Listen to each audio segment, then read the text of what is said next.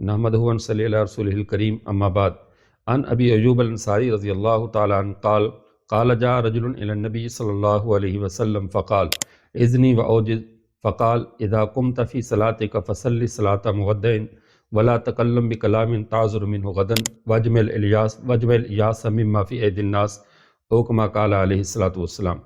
اس حدیث مبارکہ میں حضرت ابو ایوب انصاری رسول اللہ صلی اللہ علیہ وسلم کے سامنے ایک شخص کے پیش آنے والے معاملے کو نقل کر رہے ہیں۔ اس نے آ کر آپ صلی اللہ علیہ وسلم سے کہا، اللہ کے رسول مجھے کوئی مختصر اور جامع نصیحت فرمائیے۔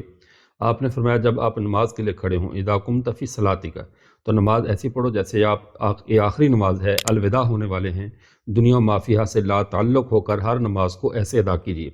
دوسرا فرمایا، ولا تکلم بکلام تعذر منہ غدا، اور ایسی کبھی بھی بات اپنی زبان سے نہ نکالیں جس پر کل کو آپ کو رجوع کرنا پڑے، یو ٹرن لینا پڑے، ایسی کوئی بات نہ کریں۔ اپنے زبان پر اتنا سخت پہرا رکھیں، ہر بات سوچ سمجھ کر بولیں کہ آپ کو دنیا اور آخرت میں کبھی بھی اپنے کلام پر معذرت نہ کرنی پڑے، اتنا اپنی زبان کا خیال کریں، لحاظ کریں۔ اور وجمع الیاس مما فی ایدی الناس، اور جو لوگوں کے ہاتھ میں اس سے اپنے آپ کو مایوس کر لو، مستغنی کر لو۔ یہ تین نصیحتیں پوری زندگی گزارنے کا بہترین اصول ہیں کہ لوگوں کے ہاتھوں میں جو مال ہے، آدمی اپنے دل کو اس سے غنی کر لے، اس کی طمع اور حرص نہ رکھے، بس یہ سمجھے میرے لیے میرے رب نے جو مقدر کیا ہے یہی کافی ہے۔ اس سے دل میں فقر اور کی خسرت پیدا نہیں ہوتی، احتیاجی اور لالچ اور حرص پیدا نہیں ہوتا۔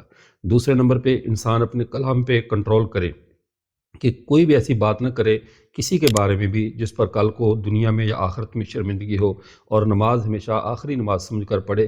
یہ تین نصیحتیں ایسی ہیں کہ اگر انسان ان کو اپنے پلے باندھ لے تو دنیا اور آخرت کی فلاح پا سکتا ہے، دنیا اور آخرت کی عزتیں پا سکتا ہے۔ اللہ ہم سب کو ایسی ہی زندگی گزارنے کی توفیق عطا فرمائے۔